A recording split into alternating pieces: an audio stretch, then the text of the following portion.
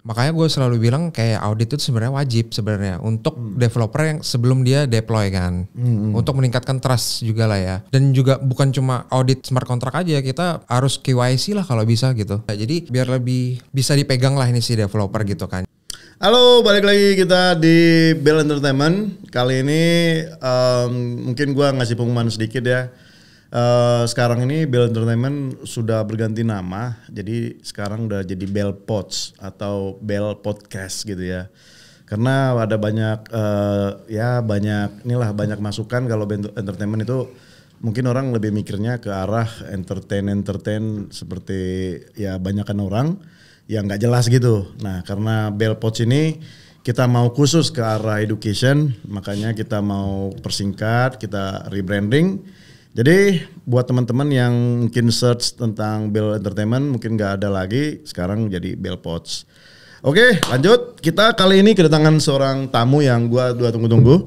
Karena pembahasannya agak sedikit unik dan mungkin lebih ke arah technological khususnya di bagian security yaitu audit. Nah kali ini kita akan bicara tentang bagaimana sih sebuah project di crypto ataupun project di Web3 sendiri. Tentang smart contract audit ini. Nah, salah satu di Indonesia hanya satu perusahaan ini sih yang saya kenal sampai saat ini, yang mereka masih berfokus bagaimana mereka berkonsentrasi untuk mengembangkan platform aplikasi mereka untuk mengaudit beberapa proyek-proyek baik itu dari Indonesia maupun dari luar negeri. Inilah dia dengan CFO-nya Mendy. Halo bro.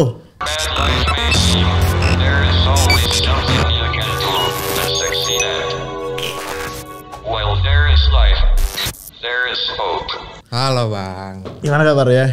Baik-baik, aman-aman. Lama gak ketemu kita. Buset, lama gak ketemu ya? Lama banget. Dari 2022 ya? 2022, iya, 2 tahun lebih kali ya? 2 tahun lebih ya? 2 tahun lebih. Waktu itu kan bulan Maret juga. Bulan Maret ya? Iya. Dan waktu itu gue pesimis Mas Yan. Pesimis kalau perusahaan yang kalian bangun yaitu Smart Audit bisa berkembang. Dan ternyata gue dengar-dengar ya sampai ke Dubai juga ini.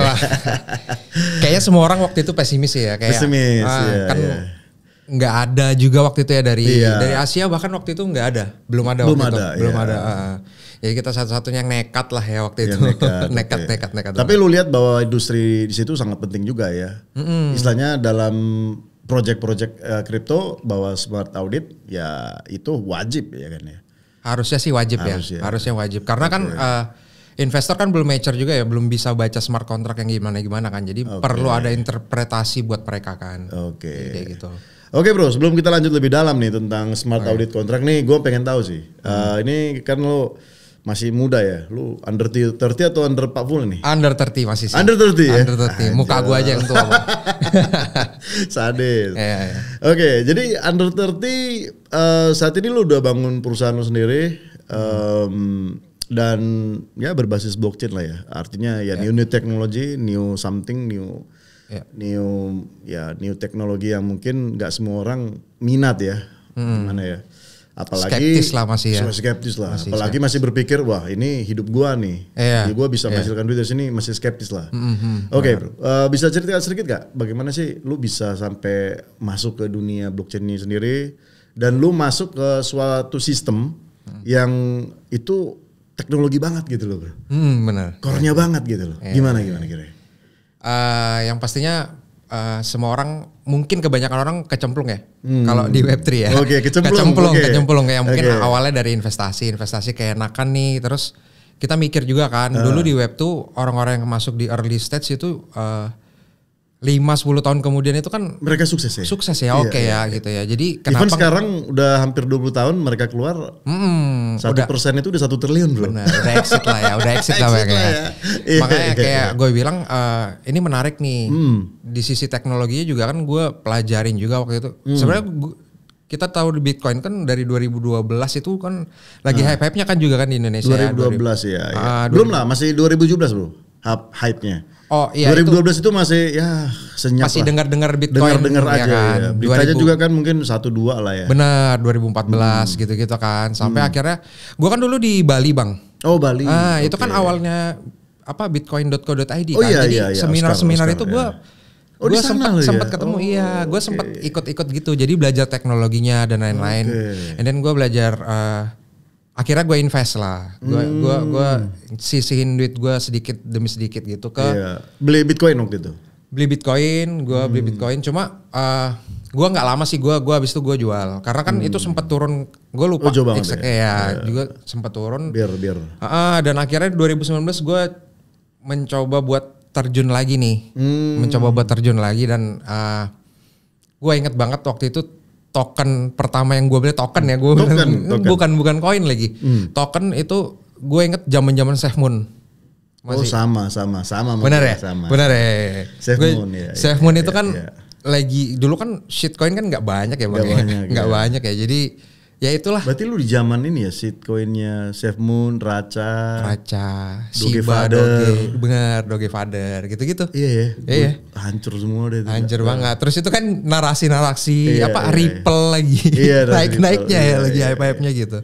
Nah berarti kan background lo apa sih? Teknologi atau finance, manajemen, bisnis? Gue manajemen bisnis sama akuntansi juga sebenarnya. Cuma kan dari dulu tertarik sama teknologi lah bang. Jadi bisa lah coding dikit-dikit gitu. Sampai sekarang akhirnya kita belajar kan smart contract. Karena berarti lu selain dari sisi bisnis, kuliah atau? Kuliah ya? Iya. Kuliah berarti lu ngambil akuntansi gitu. Terus tapi lu mendalamin codingan juga ya, codingnya. Akhirnya mendalamin smart contract akhirnya. Terakhir ya smart contract ya. Benar. Kalau coding tipis-tipis lah dulu ya. Cuma smart contract ini kan benar-benar kita harus pahamin lah. Karena gua kan nggak terlalu percaya audit juga dulu sebenarnya kan. Jadi mau nggak mau kan kita harus baca sendiri bang sebenarnya. Ya kan. Nah sampai akhirnya gua tahu ternyata audit bisa menginterpretasikan buat lebih mudah lah si holder sama investor gitu kan. Oke bro. Jangan terlalu jauh dulu nih ya. Iya siap. Ya jadi kan ini kan kalau kita komparasi lah ya, mungkin project-project yang sudah existing sama katakanlah project crypto yang masih proyek angan-angan ya kan. Kan agak perbedaannya sangat jauh sekali ya.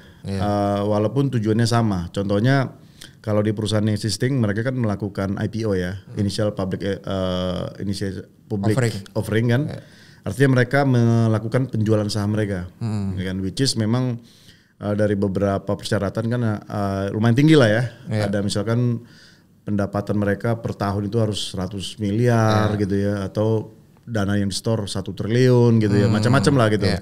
Kemudian karena untuk melanjutkan bisnis mereka katakanlah mau share publik misalkan 30% atau 40% senilai ya mungkin 3 triliun dan lain-lainnya gitu ya. Nah tujuannya sama, di kripto juga sama. Di kripto itu mereka masih menjanjikan bahwa gua akan buat ini kan gitu ya. Nah disitulah hadir si smart contract kan untuk yang namanya mengaudit kan gitu ya. Kalau kita bandingkan ke si IPO, perusahaan IPO kan memang ada lagi kan kayak perusahaan audit, lupa gua, lu tahu nggak itu apa? Biasa audit keuangan sih kayak PwC kan? Gitu kan, KYC gitu-gitu lah. Berarti kan mostly memang tetap juga ada melakukan audit ya kan? Dan audit yang mereka lakukan juga macam-macam kan, bukan hanya dari sisi finansial juga, dari sisi struktur perusahaan, dari manajemennya, dari aset-asetnya gitu ya. Artinya kan semua diaudit, benar kan ya? Nah, cuman perbedaannya kalau di projectnya si kripto ini kan mostly dia terbalik ya kan, artinya projectnya belum ada sama sekali, masih sebuah ide bahwa ini akan menjadi sesuatu ke depannya gitu kan, dan bisa dibilang bahwa mereka masih menjual sesuatu yang mimpi gitu ya, yang kosong kan gitu ya. Nah mereka menjual yaitu tadi yang salah satu bisa ditawarkan yaitu tadi yang smart contract-nya kan gitu ya. Karena dari smart contract itulah kita melihat bahwa ini project apakah benar-benar untuk membangun sesuatu yang berbeda atau ya memang ya hanya untuk nyari duit aja kan gitu ya. Itu perbedaan yang signifikan kan ya. Nah walaupun tujuan akhirnya mereka crowdfunding juga. Dan jangan salah loh, crowdfunding di kripto itu gila-gilaan loh. Wah gila bang. SafeMoon itu terakhir kemarin mereka hampir didenda 100 miliar loh. Didenda 100 miliar bro. 100 miliar. Which is itu harganya kalau gua lihat dari ATH-nya sampai sekarang itu bisa hampir minus 80% loh, bayangin. Minus 80% mereka masih didenda 100 miliar. Itu gila banget. Artinya nilai dari crowdfunding di kripto ini nggak main-main. Bisa sampai 1 triliun loh bro. Bisa sampai sebenarnya. Iya benar. Terakhir gue dengar di Malaysia ada ditangkap menggunakan kripto. Mereka melakukan penipuan 800 miliar. 800 tuh ya. Iya gue dengar. Nah jadi artinya 11-12 nih bro. Proses crowdfundingnya baik di existing company sama yang di ICO ini, IPO sama ICO itu crowdfundingnya itu luar biasa, bisa bareng, bisa 1 triliunan, gitu loh. Artinya nilainya sama gitu loh. Nah pertanyaan gue gini bro, seberapa penting sih audit di dalam sebuah project yang katakanlah masih angan-angan ini gitu? Dan apa saran lo untuk proyek kripto ini bisa lebih menjamin bahwa auditnya benar-benar bahwa mereka akan mendeliver apa yang mereka janjikan di white paper gitu?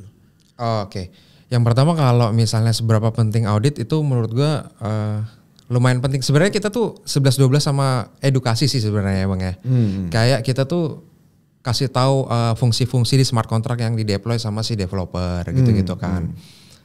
Makanya gue selalu bilang kayak audit itu sebenarnya wajib sebenarnya untuk developer yang sebelum dia deploy kan. Untuk meningkatkan trust juga lah ya. Dan juga bukan cuma audit smart contract aja, kita harus KYC lah kalau bisa gitu.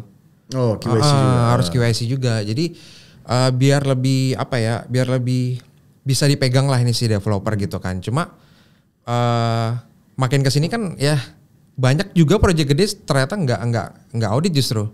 Mereka punya private audit sendiri aja, private security mereka sendiri gitu kan. Makanya ini untuk sebenarnya adanya audit ini untuk mengontrol aja sih Bang. Untuk mengontrol supaya enggak terlalu bias lah ini industri meme, shitcoin dan lain-lain gitu kan. Apalagi si Cognito sendiri ini kita ambil marketnya itu yang middle low lah.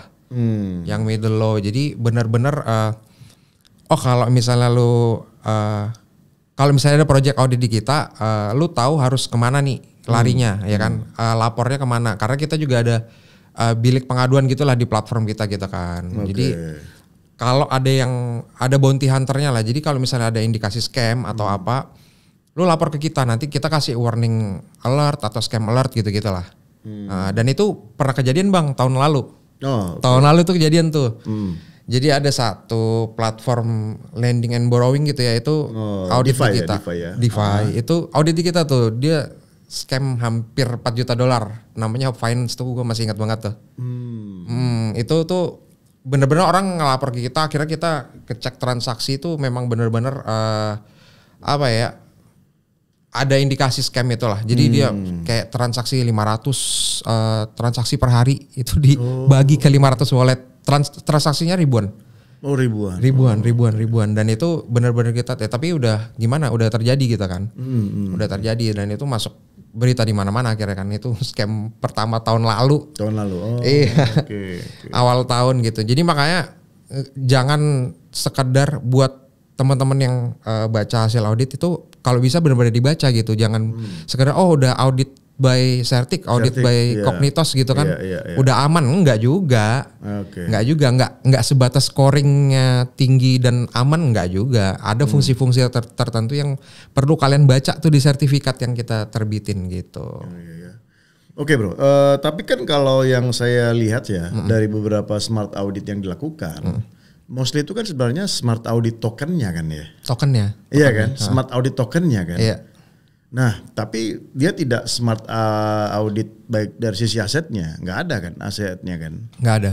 Nah, walaupun memang event ya sama lah seperti perusahaan-perusahaan existing kan memang ada structure organization yang itu mungkin referensinya ke KYC tadi kan ya. Siapa CEO-nya, siapa CTO-nya, siapa CMO dan lain-lain lah, siapa petinggi-petinggi di sana kan gitu ya.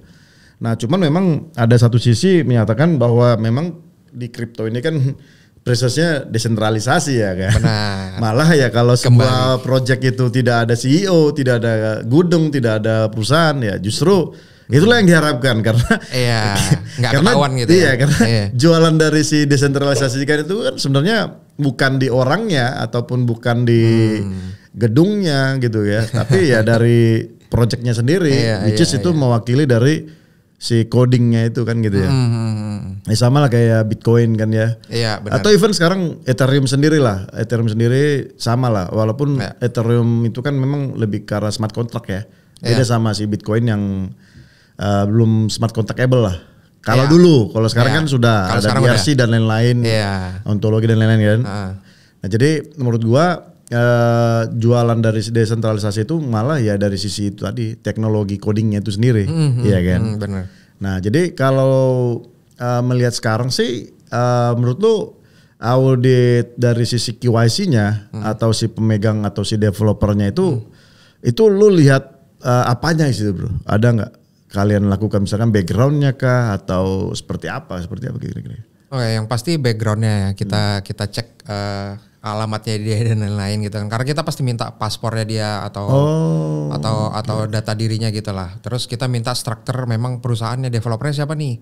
Apakah yang ngedeploy si CEO-nya juga atau ada IT-nya lagi kayak gitu lah bang.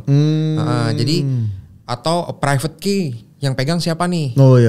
Kayak gitu kan ya kayak kasus kemarin yang baru-baru gede di Indonesia kan private key-nya nggak dipegang sama orang di depan kan, yang si influencer yang di depan ini kan, private key-nya nggak dipegang. Jadi yang kayak gitu-gitu, jadi kita memang tanya hal-hal teknis kayak gitu sih, termasuk marketing wallet siapa yang pegang dan lain-lain gitu, supaya kita tahu aja kalau misalnya ini terjadi sesuatu, kita harus kemana nih, gitu. Tapi prinsip kalian itu hanya melaporkan kan, tidak sampai. Iya kan? Iya, kita kan cuma sampai situ aja. Sampai situ aja kan. Artinya kalau misalkan melihat ini ya gini, kalau ini. Iya. Malah dan ada istilahnya kayak critical, major. Iya benar. Gitu dan ya? kita hanya melaporkan, memang benar. Ya? Benar. Hanya apa ya namanya ngasih tahu lah ibaratnya. Kalau ada critical function di smart contract ini misalnya gitu. Tapi ada kayak ini nggak semacam misalkan kalian sudah audit, lalu ada kasih suggestion nggak bahwa ini harus dirubah dan mereka melakukan perubahan, ada nggak gitu? Ada. Pertama kalau misalnya kita nemuin function misalnya kayak blacklist gitu kan di smart contract kayak ini, atau misalnya min function gitu kan. Min function. Kalau misalnya ada seperti itu kita biasa tanya dulu ke developernya nih, lu bikin min function buat apa nih? Kalau hasilnya nggak make sense atau dia nggak tahu justru fungsinya buat apa gitu kan. Biasa kita kasih sugesti suggest gitu kan, mending lo hapus aja deh function yang ini. Karena ini nggak bagus kalau dilihat holder juga kan, karena bisa disalahgunain juga gitu-gitulah. Blacklist juga, dan nggak selamanya min function atau blacklist itu jelek kan, makanya kita harus konfirmasi juga kan. Blacklist juga kadang bisa mengantisipasi sniper bot gitu-gitulah kan dari si developer. Makanya kita harus confess juga ke mereka gitu. Dan kita coba jelasin di notes kita di sertifikat yang kita terbitin gitu sih. Iya. Dan memang ya seperti yang lu bilang tadi, banyak orang yang dari audit ini ya udah habis itu udah aja nggak dibaca. Tapi mereka nggak baca secara detail apa reportnya. Iya benar. Gitu ya. Tapi berarti kalau dari kalian setelah suggestion ada ini juga ya kayak semacam istilahnya bisa kalian ya tadi kan suggestion gitu ya, terus kemudian mereka tidak melakukan apa-apa gitu. Karena kan ya di dalam smart contract-nya kripto itu kan once you develop ya udah. Iya udah. Nggak bisa lu rubah kan. Kalau lu rubah ya lu punya smart contract yang lain kan makanya, gitu ya.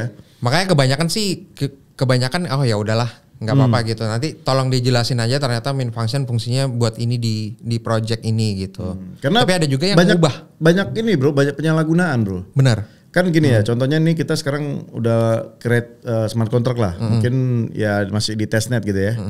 Kemudian kita rasa is okay lah ya, dan itu kan belum audit ya. Kemudian kita launch ke mainnet. Iya benar. Dari mainnet kan kita langsung audit kan, kita kasih auditnya, tolong diaudit. Ternyata menemukan beberapa kejanggalan gitu ya, baik major atau critical atau need to be changed atau something. Kemudian mereka mikir kan gitu, karena kan waktu mereka create kan sudah ada ticker ya kan, kayak BMRI lah gitu ya. Nah ketika kita create ulang kan kita memiliki ticker yang sama kan, BMRI sama ya kan. Iya, sebenarnya sekarang nggak bisa dengan ticker yang sama. Tunggu dulu, tapi katakanlah ya kita create BMRI 1, terus kita create lagi BMRI 2 dengan source code yang berbeda ya. Kemudian audit lagi nih. Iya. Ternyata masih ada yang perlu di delete atau hapus. Iya. Create lagi. Nah sekarang kita punya BMR 3 bro. 3 BMR. Nah ini bisa disalahgunakan bro. Dengan mereka katakan mengisi LP. Mereka isi LP. Iya. Nah ternyata begitu misalkan mulai sales lah ke publik. Begitu orang ketik kan BMR misalkan kan. Lebih gampang diingat daripada copy paste smart contract kan. Nah mereka ternyata salah masuk. Dan gue pernah ngalamin. Pernah itu ya? Iya makanya sekarang kan udah harus ngecek ini smart contractnya yang mana kan gitu ya. Karena kita nggak percaya lagi sama ya tick name. Karena tick name itu bisa ganda kan. Benar. Bisa ganda. Harusnya copy paste si smart contract aja langsung kan yang terbaru gitu. Oh yang terbaru. Iya copy paste aja smart contract kan kalau misalnya kita ke mana Dex atau kemana itu kan bisa langsung copy smart contract itu kan keluar langsung tickernya kan. Iya. Langsung gitu aja kalau gua sih saran gua sebenarnya. Okay. Daripada ngetik tikernya tuh memang bahaya sih. Karena Project Indo aja ada beberapa yang sampai versi 3 tuh versi 3. Makanya kita kalau misalnya ketemu kayak gitu juga Bang, kita saranin versi 1 versi 2-nya ya disable thread dulu baru bisa munculin versi selanjutnya gitu kan. Oh, disable thread. Artinya LP-nya dihabisin semua ya. Dihabisin atau nggak bisa thread, nggak bisa jual beli di situ. Oh, gitu ya. Cuman kan ada banyak orang kan lu bisa create sendiri kan? Bisa. Iya kan? Bisa. Contoh nih ya, gue sekarang buat token dengan nama IST lah, ya kan? Kan lu bisa ngelihat source code-nya gue, terus lu create di mix. Iya. Lu bisa buat hal yang sama kan? Bisa. Karena smart contract kodenya berbeda kan? Iya. Lu bisa sama lo. Bisa. Dan lu langsung bisa create LP pertama, masukin LP. Bisa. Dan orang menganggap bahwa itu adalah yang sebenarnya. Benar. Padahal itu adalah yang fake. Yang wah palsu. dan banyak banget kayak gitu Bang. Banyak banget. Nah makanya gue bilang dari sisi audit sendiri itu lebih. Kalian pernah nggak mikirkan sesuatu yang bisa mencegah-cegah kayak gitu? Bisa nggak kira-kira? Sebenarnya nggak bisa sih. Itu kembali lagi karena decentralized ini masih agak-agak liar ya, masih agak-agak bias ya. Memang pasti liar karena decentralized Pak. Iya, jadi memang liar. Jadi nggak bisa sih yang kita, makanya kita tuh harus bisa lebih buat investor tuh mature sih sebenarnya Bang. Ya kan. Jadi kita juga ngedukasi mereka bahwa hati-hati loh kalau masuk itu smart contract-nya diperhatiin gitu, bagus-bagus gitu kan. Website terus sosial medianya benerkah itu smart contract-nya gitu kan. Karena kan address wallet itu kan beda kan, beda-beda kan. Kecuali memang sama yang dia posting di sosmednya atau di websitenya dia memang cantumin itu, nah itu baru udah pasti gitu. Jadi cek lagi. Banyak kan orang kalau mau beli meme coin atau mau beli apa itu kan buru-buru Bang. Iya buru-buru. Pengen FOMO ya. Bener FOMO. Diposting sama influencer fake di mana gitu kan, langsung mereka copy paste langsung mereka beli gitu kan, banyak banget. Banyak banget. Ya makanya sampai sekarang sih gue masih bilang bahwa kripto itu masih money game. Masih. Artinya memang masih orang cenderung lebih ke arah kayak ngambil untung. Iya. Masih belum bicara tentang ini kebutuhannya buat apa, aplikasi yang mau dipakai. Belum lari ke arah teknologinya sebenarnya. Belum. Masih ngambil waktu di mana mereka bisa mencuri lah. Ya kan? Money game banget sih emang. Money game banget. Kembali ke zaman-zaman berapa? 2010-an gitu ya, 2012 itu kan money game. Masih sih menurut gua. Jadi gua juga ya kita juga udah lama ya di kripto ya. Ya kita juga nggak bisa bohong lah dengan diri kita bahwa ya kripto ya memang masih tempat bermain gitu. Belum se-mature apa yang sekarang udah ada. Contoh misalkan ya YouTube lah, Twitter ya kan, atau WhatsApp ya kan. Itu kan ya kita bilang Web 2 lah ya. Nah sekarang kita bilang Web 3 di mana internet protokol sudah berganti ke arah desentralisasi. Tapi ya memang masih sebuah wacana. Masih belum sebuah hal yang bisa berubah total gitu ya. Kemudian bisa difungsikan dalam hidup. Ya kan? Iya benar banget. Masih S-game lah. Makanya sebagian orang investasi, sebagian orang lagi itu gambling kan sebenarnya di kripto kan. Iya. Makanya itu mungkin 60-40 mungkin presentasinya loh Bang. Makanya ya kayak sekarang lah kalau lu sendiri di dunia Web 2 ya kan, Web 3 ya, sorry. Fungsi apa sih yang lu lihat bahwa gila ini ngerubah hidup ngerubah sesuatu banget gitu? Apa yang lu lihat sebenarnya? Salah satu aja. Teknologi atau apa nih? Iya dari teknologi yang dibangun itu. Kegunaannya buat kita sekarang gitu loh. Apa yang membuat istilahnya mendisrupsi lah Menurut lo apa? Menurut gue adalah apa ya? Transaksi luar negeri sih Bang. Itu menurut gue yang sekarang ya itu remittance ya. Iya, itu benar-benar bisa efisien banget karena karena ada beberapa temen gue yang dia punya bisnis ekspor impor itu dia minta tolong.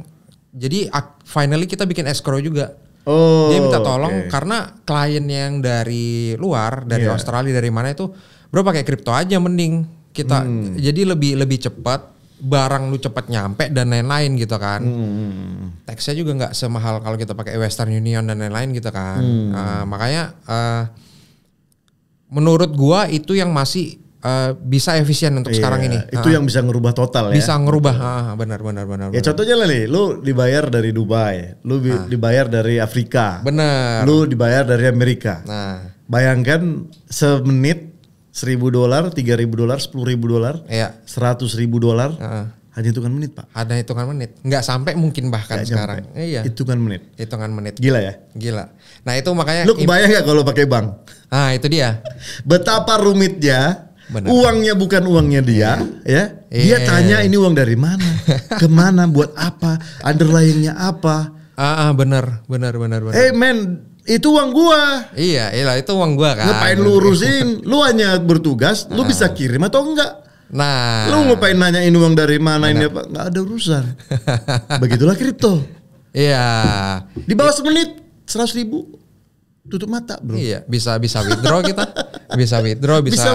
Benar, bisa lain-lain. Jadi benar. Jadi gua sepakat ya bahwa itu mendisrupsi banget, benar gak sih? Benar. Mendisrupsi sebagian, mungkin bisa mendisrupsi semua industri, cuma sekarang masih belum lah. Baru yang kayak gitu aja. Karena gini, kan gue founder juga bro, gue serial founders juga. Gue bangun beberapa aplikasi. Terakhir gue bangun finance, keuangan gitu ya. Kenapa? Lu tau gak kenapa gue bangun itu? Karena pada akhirnya bro, gue tahu. Mau teknologi apapun lo mau bangun, ujung-ujungnya pembayaran bro. Benar. Berhubungan dengan finansial pasti kan. Iya. Makanya gue bilang. Lu mau e-commerce. Iya. Lu mau belanja sayur. Lu mau Gojek. Mau apa? Mau Traveloka. Iya. Benar. Mau nonton film. Mau apa? Ujung-ujungnya apa? Payment. Iya. Makanya gue tuh selalu bilang kalau ada yang bisa mendistrupsi dunia finansial, itu pasti bisa mendistrupsi industri lain lah. Semua. Iya. Saya setuju. Iya kan. Saya setuju. Pasti itu. Itu makanya ya kita yang ngerasain impactnya langsung dari si blockchain ini paham banget teknologi ini gimana gitu kan. Benar banget, gue juga baru sadar tuh ternyata selama ini gue pembayarannya juga pakai USD gitu ya, jadi langsung gitu. Iya. Benar. Jadi lanjut nih ya. Oke, lanjut. Seru. Lanjut. Maksudnya ya Web3 lanjut lah ya. Lanjut bang, karena kalau gue sih poinnya dari si blockchain ini adalah ya itu tadi bang, namanya, memangkas si middleman ini. Middleman kan? Iya. Supaya si middleman ini nggak ada lagi. Jadi bahkan gue pernah bilang sama orang bank ya, lu tahu nggak teknologi blockchain? Itu sebuah teknologi yang menggantikan lu orang semua. Iya. Gak ada lagi yang namanya auditor, gak ada lagi operator komputer yang jaga-jaga server, maintenance, apa lagi. Kau mau upgrade apa Oracle kau, SAP kau, gak ada lagi tuh. Nilai-nilai 1 triliun, 3 triliun kalian anggarkan buat IT, gak ada lagi gua. Hanya dengan Bitcoin gue bilang. Iya, murah. Mati udah kalian. Tapi nggak tahu ya kapan ini akan terjadi bro. Tapi gue yakin banget. Ini akan terjadi.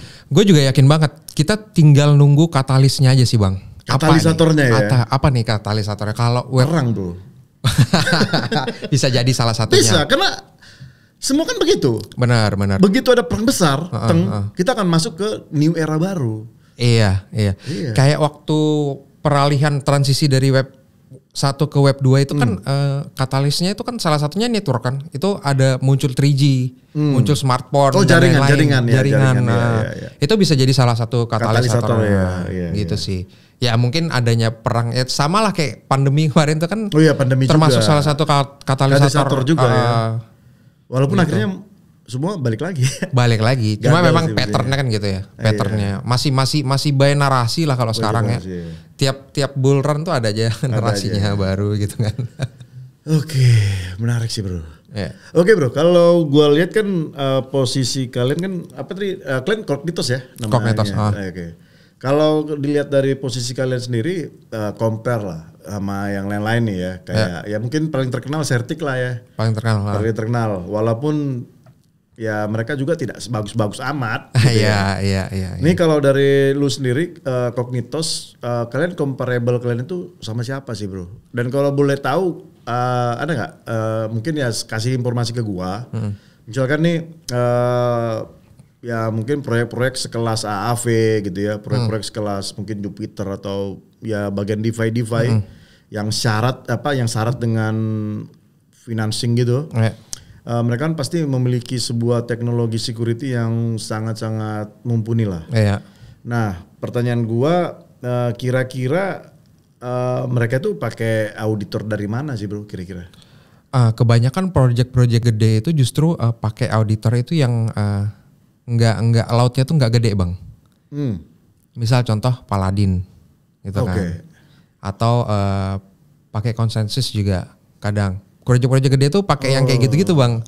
Jadi kayak yang kita dengar selama ini kayak Certic, Desert Finance dan lain-lain itu justru menghandle yang middle low-nya ini yang justru yang di luar altcoin. Rata-rata altcoin itu kalau nggak punya private security sendiri, mereka larinya ya ke situ, ke Paladin, ke konsensus dan lain-lain yang memang ya gua nggak bisa compare engine gua sama mereka karena mereka udah duluan banget, mereka udah dari jauh banget.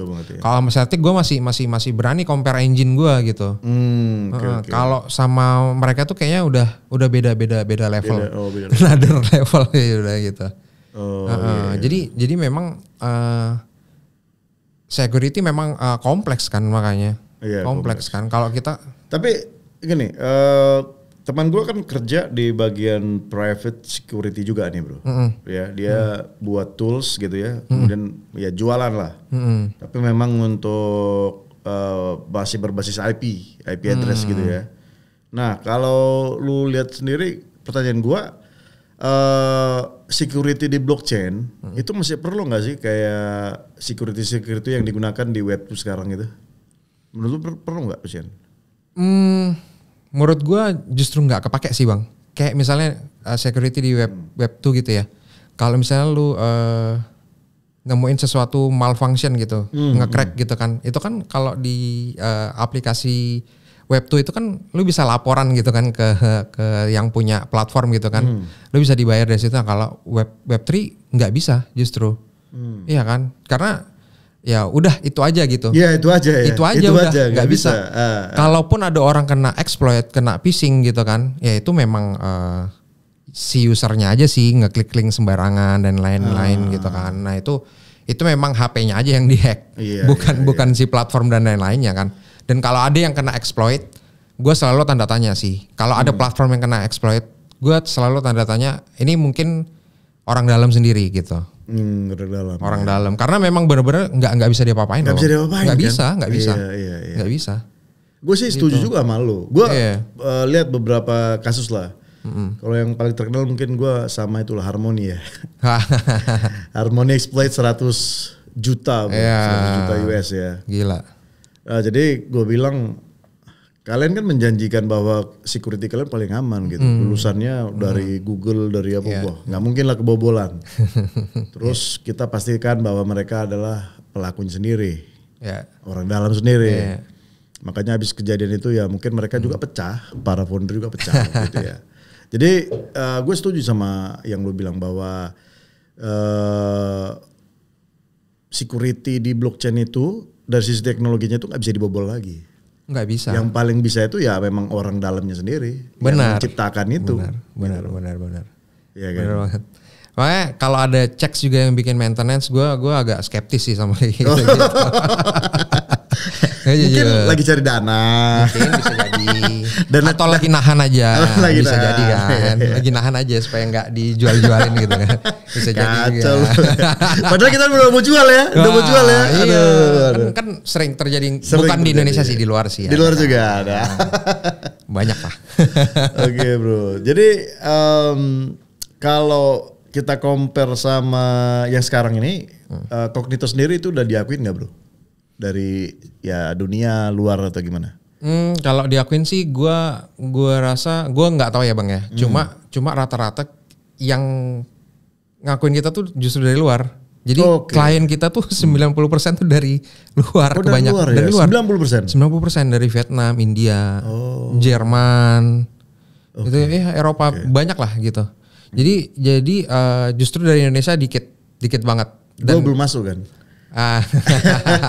Jadi memang makanya konsep Web3 ini kan sebenarnya harusnya go global ya, kita nggak ada batasan lagi sebenarnya kan, nggak terbatas Indonesia, lu di mana ketika lo ada di bulan ya. Iya, ketika lo bikin project Web3 harus think global sih, harus berpikir global sih semenjak day one itu, semenjak hari pertama lo bikin project kan. Gitu, karena kalau ngandalin satu negara nggak bisa. Malah ya ada beberapa project Indonesia yang gue kenal malah terkenal di Nigeria bro.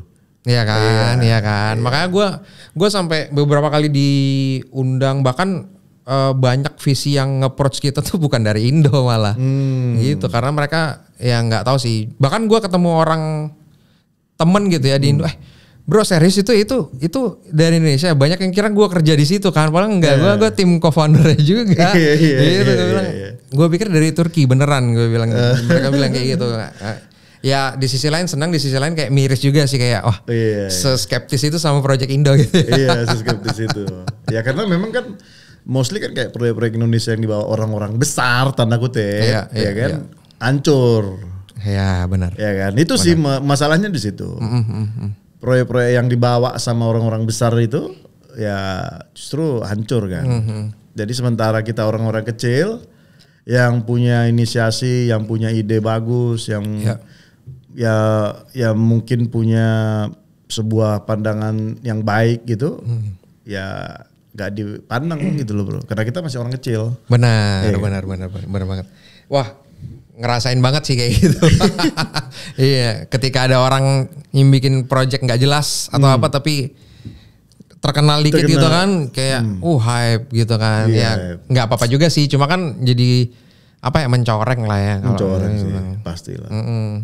Jadi kayak menilai bahwa semuanya sama gitu ya. Iya. Padahal ya justru yang kecil-kecil ini yang ya justru men-safety, kita safety kan. Iya benar. Dan kita mainnya ya santai aja gitu. Justru yang establish kan yang kecil-kecil ini kecil-kecil kan. Iya kan. Makin tinggi makin cepat hancur udah. Benar. Sebut nama bro. Waduh. Banyak tuh di belakang layar, di balik layar. Oke bro, kalau mungkin pertanyaan gue lain gini bro, dari sisi smart contract ini, sekarang kan masih yang terkenal masih Ethereum ya, EVM ya? Masih EVM, rata-rata masih EVM. Masih EVM. Bahkan kayak Bitcoin yang smart contract juga pakai yang BRC itu, itu kan masih pakai Solidity juga. Pakai Solidity. Nah kalau kita lihat kan sebenarnya banyak juga kan beberapa project itu yang menggunakan bahasa pemrograman lain ya, kayak apa ya, kayak Rust ya. Bener. Atau Move punyanya siapa tuh, Sui ya. Python juga. Oh Python ada juga ya. Python ya. Python punya Algo kalau nggak salah. Oh iya Python ada tuh. Sorry, kalau nggak salah Algo. Oke, terus ada apa lagi ya? Lu pernah dengerin nggak sih Risk? Belum, gue belum. Oh iya. Belum. Oke, sama Radix pernah? Radix pernah. Iya. Mereka kan menggunakan bahasa pemrograman sendiri sih. Nah kalau gitu gimana bro? Kalian lebih paham di Ethereum ya atau semua program bisa? Kita biasanya bisa semua sih. Memang agak beda-beda, makanya harga Solidity dan harga Rust itu biasa beda. Oh beda. Tapi kan bisa. Dan pipeline-nya juga beda. Kalau misalnya Solidity kan kita pipeline-nya itu 24 jam ya Bang. Sebenarnya enggak 24 jam sih, kayak 6 sampai 8 jam gitu. Selesai kelar nih audit nih gitu kan. Cuma kita servisnya 24 jam gitu. Kalau Rust itu nggak bisa, di 2 kalinya biasanya. Karena lebih susah sih. Lebih susah. Kalau yang lainnya rata-rata kurang lebih mirip sama Solidity juga sih, kayak Python dan lain-lain itu sebenarnya kurang lebih mirip aja, cuma mereka modif aja kan. Modif. Oke. Yang totally different itu Rust sih sebenarnya memang. Rust ya? Memang Rust. Solana punya pakai apa itu? Hah? Solana kan? Solana itu. Iya kan? Tapi kan aku dengar-dengar Solana banyak terjadi ini juga. Ya sering networknya mati lah. Iya sering mati lampu sih kan.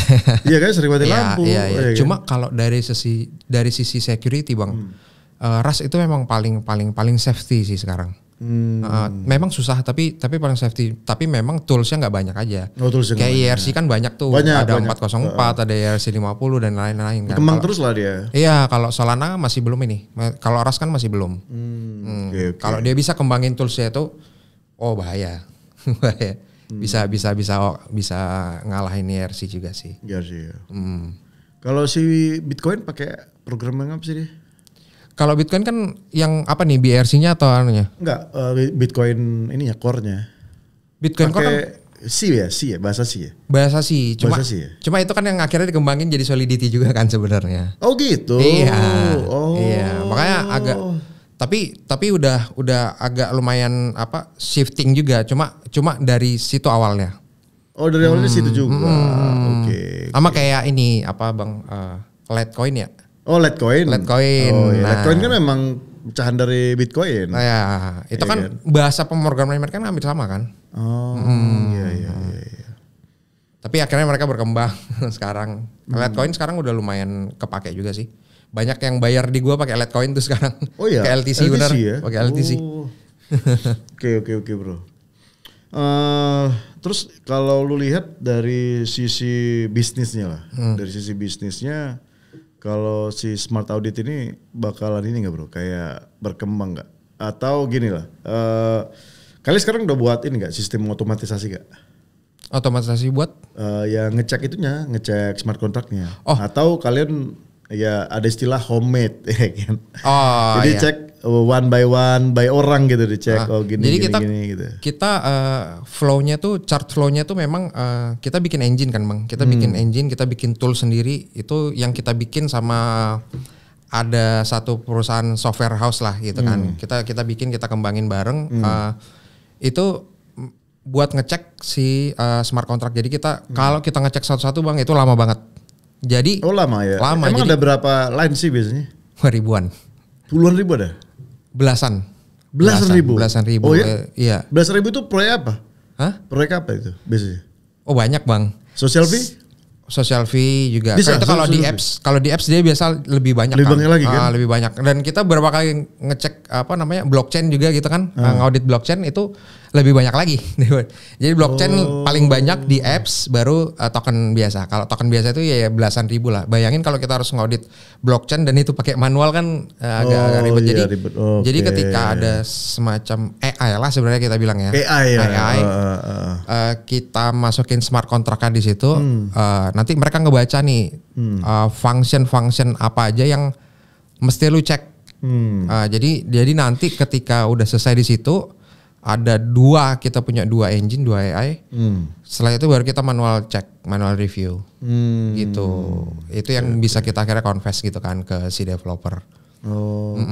Gitu sih. Karena kalau misalnya manual bang, wah makanya kacau ya. Nggak bisa. Makanya investor awam pun sebenarnya susah untuk audit gitu, kecuali udah ditetapin nih di line 1 misalnya itu blacklist function gitu kan. Ini kan bisa diganti bang. Bisa diganti. Dari line 1 ke line 1000 gitu kan. Dari kepala turun ke kaki, dari kaki turun ke kepala. Harus kita cari kan gitu. Harus kita bener-bener ngeliatin satu-satu line-nya. Kacau. Gitu. Iya. Masalahnya di situ. Iya. Tapi pada dasarnya kalau misalkan yang sekarang itu yang sulit itu bro, dari sisi mana ya? Yang sulit kalian audit ya? Dari sisi function misalkan function apa gitu? Yang paling tricky sih bang itu sebenarnya kalau misalnya kita harus confess masalah marketing wallet. Oh marketing wallet. Iya marketing wallet atau sekarang tuh ada aplikasi yang bisa masukin address wallet tapi nggak kelihatan di smart contract. Oh gitu. Iya jadi marketing wallet larinya ke situ. Jadi banyak developer yang nggak ngelariin yang nggak pakai dana marketing untuk marketing beneran, tapi dia withdraw, dia ambil gitu. Ada juga tuh aplikasinya kayak gitu. Jadi itu memang itu yang tricky sih. Gue bilang jadi untuk ngecek dia inject berapa address wallet di dalam smart contract itu kan harus teliti banget ya kita ngelihatnya. Dia bikin di website masukin 3 address wallet ternyata ada 4 gitu kan. Satu lagi kan wallet siluman nih sama aja bohong gitu kan. Oh siluman. Iya, nah kayak gitu-gitu sih yang sebenarnya tricky dan kita harus memang benar-benar tanya gitu ke dia. Ini wallet apa ya kan? Wallet marketing yang ini. Nah ini wallet apa lagi nih, satu lagi nih. Gitu kan. Nah itu yang harus kita ini sih. Oke, cuman kan bro dalam proses step-stepnya kan agak panjang ya. Mungkin orang-orang belum tahu ya kalau smart contract itu kan mungkin pada saat awal untuk mereka melakukan crowdfunding, mostly kan mereka melakukan crowdfunding.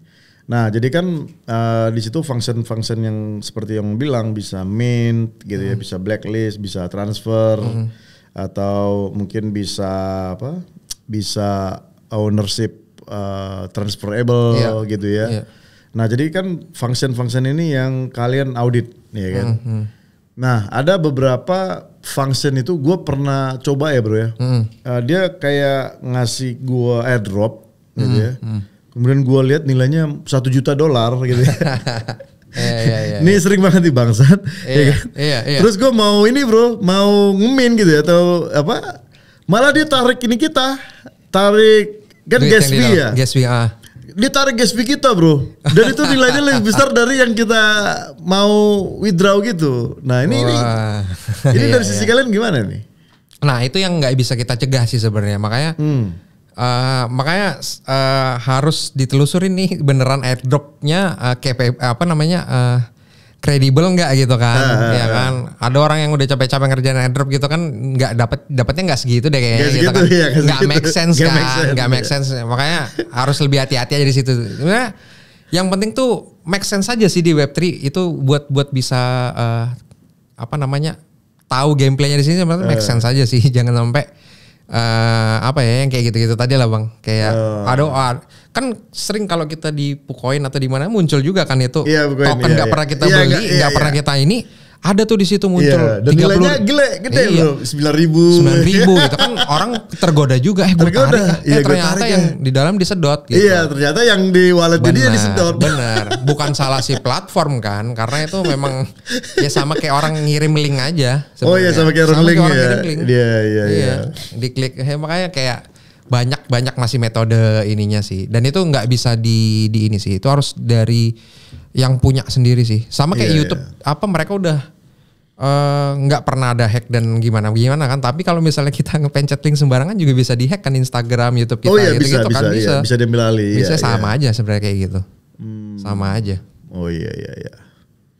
Oke bro, selanjutnya kan ini misalkan ya kalau di smart contract itu kan ada beberapa ini ya kayak yang di tes itu misalkan nih dari service kalian itu ya, ada nggak sih kayak semacam kalian ngecek aset nih orang berapa sih gitu? Nggak deh. Kalau ngecek aset orang pun kita tanya mereka pasti bisa bohong kan bang? Oh iya dong. Makanya kita selalu kalau misalnya ketemu abang nih misalnya, sebenarnya apa sih yang bikin yang bisa buat kita nih ngerasa aman, ya udah lihat aja platform yang mau dia bangun. Kalau misalnya platformnya oke dan udah ada sebelum dia launching token, ya oke, itu berarti bisa lu masukin. Atau kalau misalnya mau masuk di meme token atau shitcoin gitu kan, ya lu siapin duit yang siap hilang aja udah gitu kan. Makanya gue selalu ngasih tau gitu sih, lu lihat aja platformnya, karena platform itu nggak bisa bohong. Developer masih bisa bohong, orang masih bisa bohong, masih bisa pakai data orang lain kok. Iya kan, masih bisa pakai data orang lain, masih bisa ngakalin backgroundnya dia kerja di mana kan. Lulusan mana itu masih bisa diakalin kan. Tapi kalau platform nggak bisa bohong gitu. Tokenomic roadmap itu bisa kelihatan kok. Iya. Kalau kalian sendiri ada ini nggak kayak semacam ya sosial lah, ya kan? Sosial maksud gua, sosial itu ya kalian tahu lah, bisa lihat dari ikon ICO radar gitu ya, new project kan. Ada nggak kira-kira jiwa sosial kalian untuk ini mengecek secara otomatis gitu? Ada nggak? Terus ngasih buat kayak report gitu? Awal-awal sih ya kayak gitu. Cuma awal-awal ya. Cuma sekarang ini kayaknya kita ngecek kadang buat kita aja sendiri sih. Buat bahan studi kita sendiri, kita nggak bisa tiba-tiba ngecek langsung.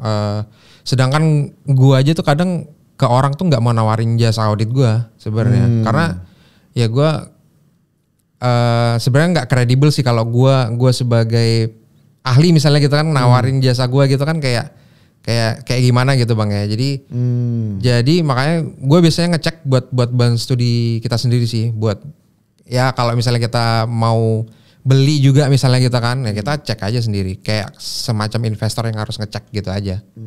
Maksud gue gini bro, kalau misalkan nih ya,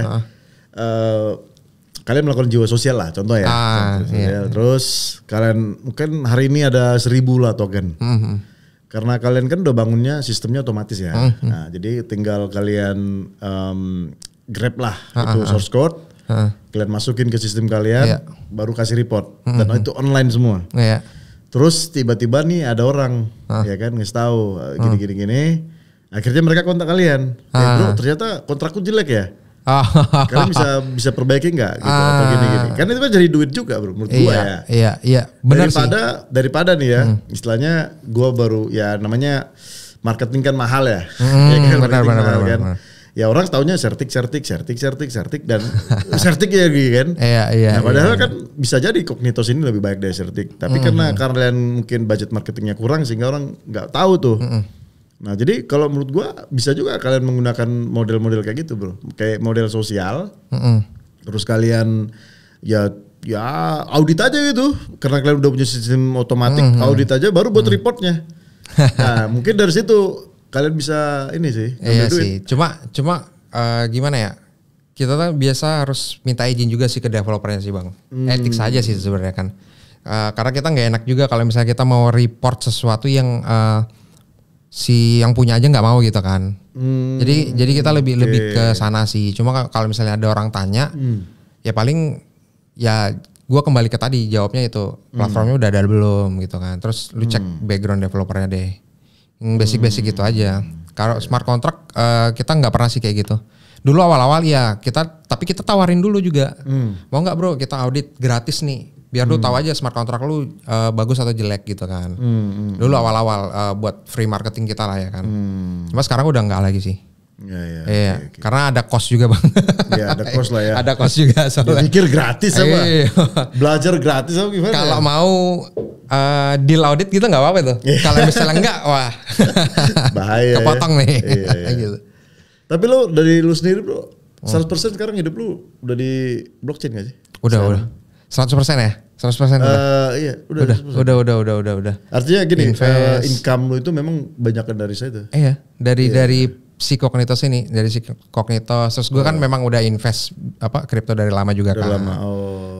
Jadi makanya kalau orang ngerti tuh wah enak banget kita staking lebih dari deposit gitu kan. Dan lain-lain itu harusnya semua orang harusnya mulai melek. Iya loh. Iya. Gua aja sekarang kan invest kan ke BTC apa. Kalau ngambil duit ya tinggal buat itu aja, loan aja. Bener, iya kan Bang buat loan. Gak habis duit gua. Iya dan nanti duit masuk udah tinggal repay aja, selesai. Iya. Dan kita jadi lebih hemat gak sih Bang? Gua jadi malas withdraw. Aduh, gua harus withdraw dulu lagi ya kan, ntar aja deh.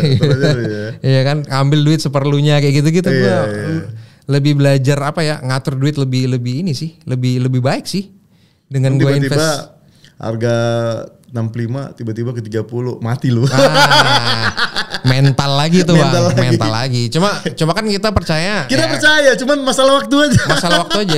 Itu bakal kembali lagi. Bahkan lebih tinggi. Cuman masalah waktu. Mental lah ya, kita udah ngelewatin berapa cycle bir gitu kan. Jadi ya udahlah nyantai. Pernah ke 18.000 kan kemarin sempat kan. Tahun lalu. Tapi gue baru tahu loh. Model yang loan itu loh, aduh kenapa nggak dari lu gini gue? Iya kan. Cuma kan emang baru sekarang juga kan, gue kan pakai Binance ya. Baru sekarang juga dia lengkap lah ya, ada DeFi-nya juga ya. Kalau dulu kan harus tembak dulu ke AHV lah, ke inilah kan. Waduh. Sekarang udah bisa dia. Udahlah langsung dah. Udah lengkap sekarang kan Binance, OKX itu kan juga udah lengkap tuh. Oh iya, udah lengkap ya. Udah jadi super exchange lah dia. Bank bro. Superbank bener sih. Iya loh, Superbank. Sedangkan dia launch pool aja sekali launch pool berapa puluh juta dolar, berapa ratus juta dolar tuh kan. Sekali launch pool ya. Memang unregulated bank kalau orang bilang. Dan dia punya semua bro, dia ada futures, dia ada options, dia ada Benar. Kayaknya gue harus punya materi satu ini sih. Satu sesi buat bahas Binance sih. Wah. Lo udah kenalan gak? Binance ada sih, nanti coba gue ada ya. Gue pengen ya deep dive gitu. Wah, ada banget. Sih. Semua itu dikerjakan dalam satu aplikasi. Gila. Dan digunakan seluruh dunia. Makanya sekarang saingannya kalau gue bilang ya OKX sih. OKX juga lagi. Oke juga ya. Fee-nya juga lebih murah kan. Jadi ngomongin ekstensi dah. Waduh, dibayar dong nih. Harusnya. Oke bro, nggak kerasa ini kita udah 1 jam. Wah. Ya. Jadi edukasi yang perlu kita pastikan itu tadi ya dari sisi ini ya smart contract itu memang wajib lah, ya kan wajib. Oke, terakhir ada ini nggak kayak semacam ya mungkin saran gitu buat anak-anak muda yang katanya generasi emas ini bro, tahun 2045 ini. Iya. Ada nggak? Kalau gue sih jangan takut terjun ke dunia blockchain karena dari sisi teknologi sendiri itu banyak kebantu banyak orang sendiri kan, banyak kebantu banyak orang, banyak banyak advantage-nya lah ya. Jangan takut karena kita masih benar-benar di early stage, nggak usah terpengaruh sama harga gitu sih. Kalau gue bilang buat yang mau main meme coin atau shitcoin gitu kan, karena gue berkutatnya juga di situ audit gue, jadi yang penting pakai uang dingin aja sih, jangan pakai uang dapur. Itu aja sih kalau gue. Dan jangan takut terjun di Web3 yang bilang. Alright. Oke, Bro Mendy, thank you waktunya bro. Oke, begitulah teman-teman perbincangan gua dengan Mendy, salah satu co-founder. Nama perusahaan mereka adalah Cognitos. Jadi mereka adalah perusahaan di Indonesia yang berbasis di Jakarta, melakukan smart contract audit untuk semua project blockchain. Jadi kalau teman-teman punya project blockchain bisa langsung hubungin dengan Bang Mendy ya. Langsung ada websitenya apa? Cognitos.io. ya. Alright. Oke, cukup sekian. Kita jumpa lagi di next session. Masih banyak yang perlu kita bahas di dunia blockchain, crypto dan Web3. Oke. Dah.